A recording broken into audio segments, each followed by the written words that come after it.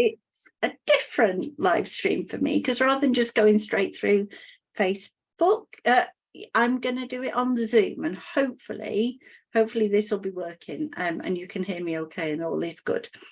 I guess, you know, we're going to talk a bit more about anxiety today, and there's for sure some anxiety for me today because I'm doing things a bit differently. And as some of you may well know, I am not great with technology. Give me a human any day and I'm happy. Give me technology and I'd rather be out the door. But here we are. Hopefully you can see this. Hopefully you can hear this. And we are coming via Zoom rather than the Facebook Live. Fingers crossed. And today I just thought we would talk about the idea of I am or I experience.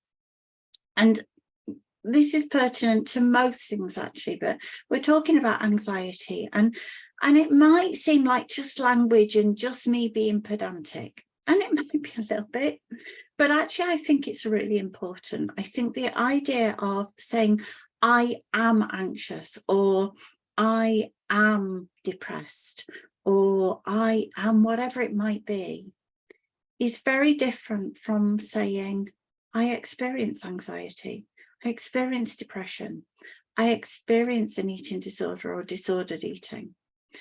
And the significance for me is it doesn't then define us. So when we say I am, it's almost like this is who I am. This is me. I am anxiety. I am depression. I am an eating disorder. I am disordered eating. And we're not at all. That's not us at all. So when we say we experience it, what we're kind of giving ourselves a message as well as other people is, I experience this. This isn't who I am, but I sometimes, and again, we're not always anxious. We're not always fighting a difficult battle with food or weight or our bodies.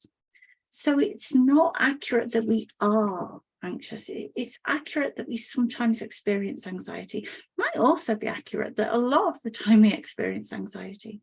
But the difference when we say, I experience it, is we create a bit of separation. It's something that comes in and is around and goes, rather than this is who I am.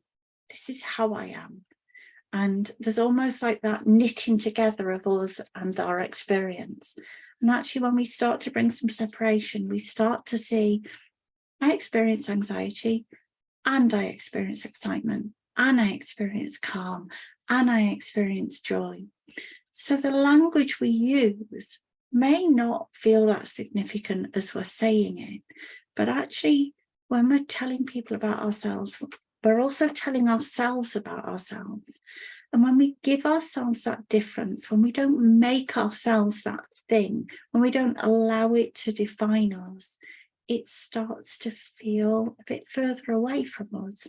And we start to see there's so much more to us than that. And, you know, the analogy I often use when I'm talking about this to people is with a vase of flowers. We are not the flowers. If we imagine the anxiety is a flower that we can put in a vase, we're the vase.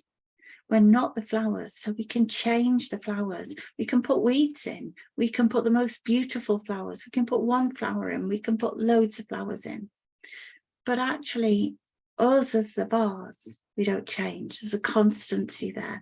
And I think that's really important to see, because if we believe we're the flowers, when we lose that flower, who are we? What's left?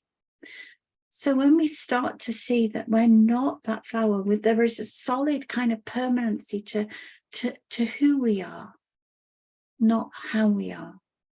So we see that sometimes we put an anxious flower in, sometimes we might put an eating disordered flower in, sometimes we might put a depression flower in, but they can come and they can go, and we can swap them and we can change them. And we may not feel we have any control over that. You know, it's not like, oh, I'm going to choose this flower today. A vase doesn't really have any control over what flowers it has in.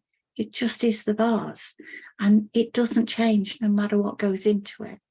And so when we see that we experience these things, that's like saying, I am this. And at the moment, who I am is someone who is experiencing anxiety. I hope that makes sense. I hope this live has worked, because if it does, it means that I've cracked a little bit of technology that I've never cracked before. And again, to remind you all, and I will put the link if you want to book in the group again, I'll share it again, but a week tonight, so that will be the 31st at 7 o'clock in the evening UK time. Myself and my friend and colleague Ali Baird are offering a free webinar around anxiety and avoidance. If you'd like to join us, please do. We'd love you to be there. I will share the link again for you all in the comments. Please feel free to book and join us. We'd love to see you there. But for now, hopefully this has worked. I will be back next week, perhaps on Zoom if it has worked, perhaps just on the Facebook live stream if it hasn't. But take care, everybody. Enjoy your week. Enjoy being who you are and how you are. But be careful how you define yourselves. Bye-bye for now.